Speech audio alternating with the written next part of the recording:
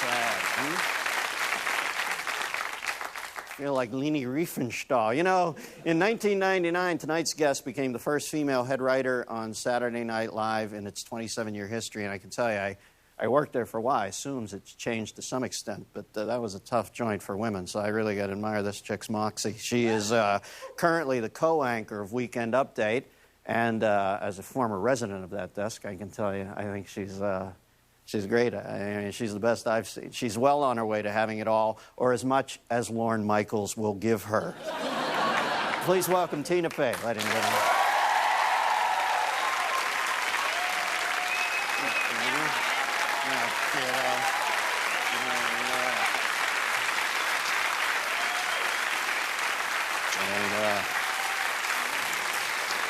I just had one, thank you. Well, you are a funny dame, Tina. Thank you. Huh? How is old SNL now? It's changed since I was there, a little more? It's good. My guess is it's changed because I've heard that it was tough for women there, and I've never had any problems there. Yeah, so. but those women are great, too. I mean, I don't know all their names. I know Molly left, but Anna is great. Anna, sorry. Yeah, that's and okay. There's the young, tall girl who makes me laugh a lot. Maya's really funny. Maya, Rachel funny. Dratch, Amy Poehler. And you're great on the news. The kid doesn't make me laugh as much, but he probably because he does that shitty impression of me, the little prick. Oh, come on. He does a pretty good impression. Actually, Dane always did the best ones, so it's tough for me to take. Dana did a good one. Yeah, he did a good... Dana always had... Dana didn't even do me. He just did Morse code me, where he'd just make the sound. Now, so you would think, and already I've talked to a couple women on my staff who idolize you to some extent. They think you're very clever, and you would seem from the outside to have it all. Do you, in fact? And if you don't, what would be your idea of having it all? Well, I don't have it all yet because I don't have kids yet. So that's a whole section of it, and you know, I think the kids will come and ruin everything at some point. Get everything well, up. At least you have those innate maternal instincts there.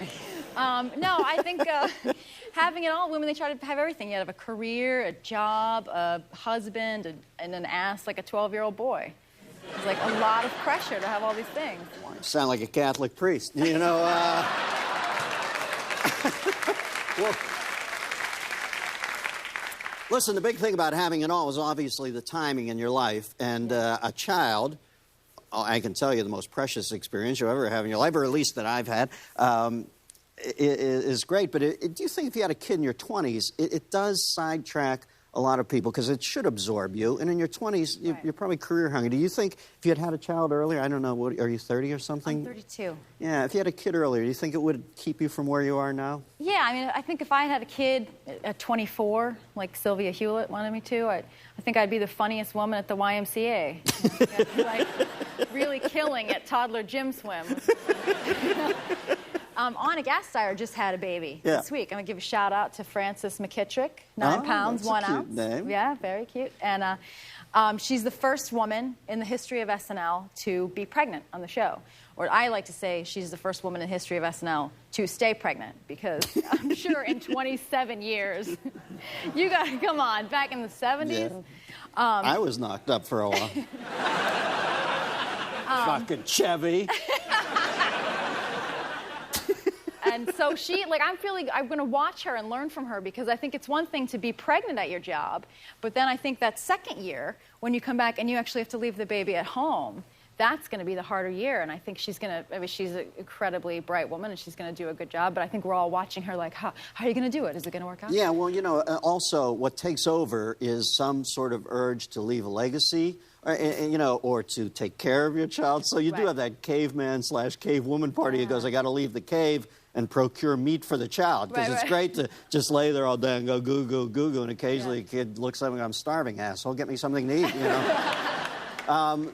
There's a recent study that said women's fertility drops off after 27. You know, you're in your early 30s. What do you say to that study? You know, that's that Sylvia Hewlett book, and it's not new information. It's like, it's the same information you learned in 8th grade health class, and that she's just trying to use it to sell a book. And basically what she's saying is, you can talk about it all you want, but feminism can't change nature. You can't change your body. You know, I say if feminism could change nature, I wouldn't be so attracted to Kid Rock. I know that. You've always had a thing for Motor City bad boys, haven't you? Just the dirt baggier, the better. Take me on the hood of the El Torino. We grab onto your mullet and ride off to the sunset. Exactly. All right, we got a phone call for you, Tina. Line 3, we've got Rich from Grays Lake, Illinois. Rich? Good evening, Dennis and Tina. Hello. Tina, Yes. the scar on your left cheek is so sexy, baby. Thank you. I got my pants around my ankles right now. Goodbye. Do either of you think that women would we got to truly screen be these happier fucking calls. if men had the babies and women Listen, had I'm the going to cut you off. Just go jerk off. Go jerk off and think how psyched my Jesus parents Christ. are that you fucking asked that question. When you do have a kid, what will... I'm sorry to jump into motherhood. I There's a feel man like... named Don Fey, who's my dad, who's going to find you and kick the shit out of you. He's 67. He will find you in wherever you are. I got this feeling this guy has his pants down around his ankles when he's watching Banana Splits reruns. Do you think when you have a kid that you will want to stay home more, or will you be able to... I don't know. How important do you think it is for the woman to stay at home? I think it's really important to stay home with your kid as much as you can. I mean, I'm always going to be someone who wants to work for my own sanity, but in my neighborhood in Manhattan, in the Upper West Side, all you see... Upper West Side, yeah, bagels. All you see is nannies with other people's kids. Nannies and other people's kids. And then you know that they left their kids with someone to come work and be a nanny. So no one's watching their own kids, and I just feel like... within 10 years, this is going to be a complete culture of white Jamaican Jews on the Upper West Side. And it's going to ruin music. Jammin', oi, jammin'.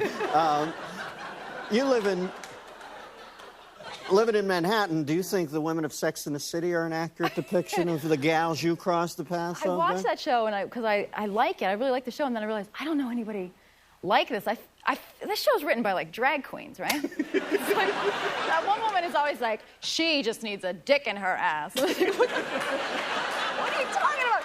And then the one thing I know it's written by guys because there's never a scene where they fucking bad talk each other when one leaves the room. You 4 women in a room.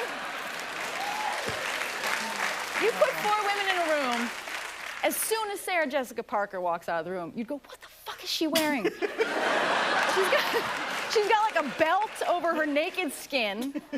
It's written by men. And you know, that dick in the ass thing, that's a placebo effect. All right, Tina, well, I think you rock. You are a funny dame. It's good to meet you. Tina Fey, I'm going to do the news. Stick around.